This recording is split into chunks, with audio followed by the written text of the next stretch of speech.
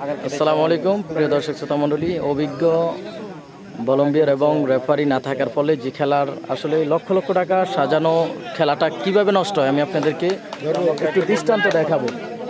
আপনারা একটু ভালোভাবে দেখেন।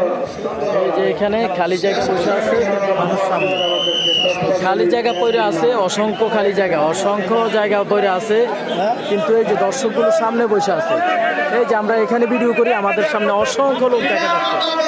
এই যে দেখেন, এই যে এখানে আপনারা সবসময় খেলা দেওয়ার আগে চিন্তা করবেন, যে যারা খেলা দিতে চান খেলা দেওয়ার আগে চিন্তা করবেন আপনাদের অভিজ্ঞ রেফারি রয়েছে কিনা, দক্ষ ভলান্টিয়ার রয়েছে কিনা। যদি ভলান্টিয়ার না থাকে, যদি আপনাদের অভিজ্ঞ ভলান্টিয়ার না থাকে, তাহলে আপনারা খেলা দেবেন না। আপনারা খেলা দেওয়ার আগে অবশ্যই চেষ্টা করবেন দক্ষ রেফারি এবং অভিজ্ঞ ভলান্টিয়ার রাখার জন্য। অভিজ্ঞ ভলান্টিয়ার এবং রেফারি দুটোই কিন্তু মাঠের জন্য খুবই প্রয়োজনীয়, দুইটা খুবই প্রয়োজনীয়। আপনারা দেখেন, এই যে সামনে বসে আছে, সামনে দর্শক বসে আছে, এখানে ফাঁকা জায়গা পড়ে আছে, এগুলো কিন্তু ভলান্টিয়ারদের দায়িত্ব।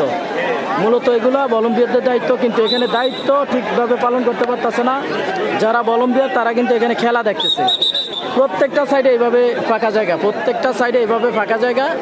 তো যারা ভিডিও করতেছে দেখেন, এই যে এখানে ভিডিও করতেছে, বাবলু ভাই কোথায় আর বসছে কোন জায়গা দেখেন, বাবলু ভাই কোথায় আছে আর বসছে কোন জায়গায়। আর ওই পাশে দেখেন, এই যে ওই জায়গায় আমি বসছি, এই যে ওই জায়গায় বসছি আমি, আর মানুষ কোন জায়গায় দেখেন। মূলত এগুলো ক্লিয়ার রাখার দায়িত্ব ভলান্টিয়ারের। আর মাঠের জন্য সবচেয়ে প্রয়োজনীয় যে জিনিসটা, সেটা হচ্ছে ভলান্টিয়ার এবং রেফারি।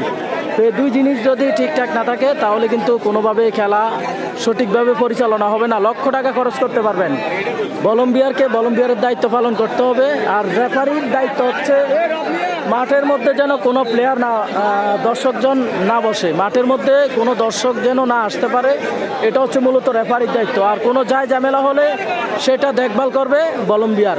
তো এখানে দেখতে পাচ্ছেন আপনারা ভলান্টিয়ার কীভাবে দায়িত্ব পালন করতেছে। দায়িত্ব পালন করলে আসলে এভাবে সামনে বসার কথা না।